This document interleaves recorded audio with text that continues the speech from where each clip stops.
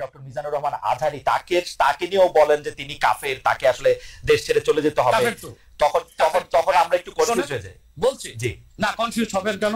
আপনি যার কথা বলেছেন সে কি বলেছিল আপনি দেখেছেন তার বক্তব্যগুলো? আমি দেখেছি, কিন্তু শোনেন শোনেন কথা শোনেন। জি, তাকে বলুন সে তো আমার ছাত্র, তাকে জিজ্ঞেস করুন। 2007 সালে সে আমার থেকে সবক পেয়েছে দারুন রাজাত মাদ্রাসায়। আমি তার টিচার, আমি তার শিক্ষক, এবং তার শিক্ষকরাও আমাকে শিক্ষক মানে। অতএব সে যদি, দেখুন আপনাকে পিছন থেকেই বলতে হচ্ছে, আপনি সময় দিতে হবে আমাকে। আপনি কিন্তু বসে আছেন একা, আমার কিন্তু কয়েক হাজার লোক বসে আছে আমার অপেক্ষায়, একটা শিডিউল প্রোগ্রাম আমি রেখে বসেছি আপনার এখানে। যেটা আপনার মাধ্যমে আমার মেসেজটা আমি অনেকের কাছে পৌঁছাতে পারবো। আপনি যে ব্যক্তির নাম দিয়েছেন, তাকে আপনি কি দিয়ে তাকে স্কলার বলবেন? লক্ষ লক্ষ লোক হলে স্কলার হয়? এটা কোনো কথা নয়। দ্বিতীয় কথা হচ্ছে সে মুফতি নয়, ফতোয়া দেবার অধিকার রাখে মুফতি। স্কলার হওয়া এক জিনিস, ওয়াইজ হওয়া এক জিনিস, মুফতি হওয়া আরেক জিনিস। আমার কথা হচ্ছে, আমি কি গ্র্যান্ড মুফতি বাংলাদেশে তা আমি বলছি না, এটা বলার অথরিটি আমার নেই, কিন্তু আমার ফতোয়াতে কলম বসাবার মতো 10টা মুফতি আপনি বের করে দেন।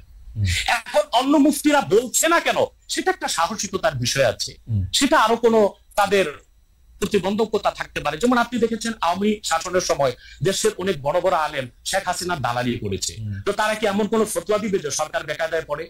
এখন অনেক আলেম আছে যেটা বর্তমান সরকারের নির্লজ্জ সমর্থন করে যাচ্ছে, কিন্তু এই সরকার ক্ষমতা আসার পর থেকে আমি শরিয়ার কোরআন সুন্নাহর আলোকে যতটুকু সমালোচনা করা দরকার গঠনমূলক সমালোচনা করে যাচ্ছি।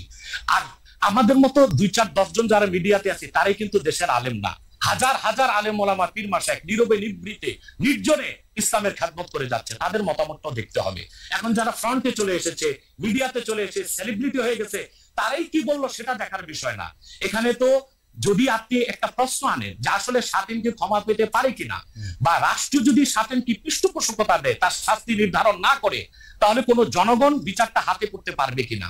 আপনি দেখুন পৃথিবীতে যত অভ্যুত্থান ও বিপ্লব হয়েছে জনগণ আইনকে হাতে তুলে নিয়েছে। আপনি 5ই আগস্ট দেখেন বাংলাদেশে রাষ্ট্র ক্ষমতা যে এসেছে বর্তমান সরকার, এটা গণতান্ত্রিক পদ্ধতিতে হয় নাই, ছাত্র জনতা আইনকে হাতে তুলে নিয়েছিল। এই বিপ্লবকে আপনি অবৈধ বলবেন? যে 6-7 জন সমন্বয়ক নেতৃত্ব দিয়েছে তাদেরকে আপনি সন্ত্রাসী বলবেন? না, কিছু করার ছিল না। 15 বছরে যে জগদ্দল পাথর ফেসিবাদী হাসিনা বসেছিল, গণতান্ত্রিক পদ্ধতিতে এটাকে সরানো সম্ভব হয় নাই, আইনকে হাতে তুলে নিতে হয়েছে।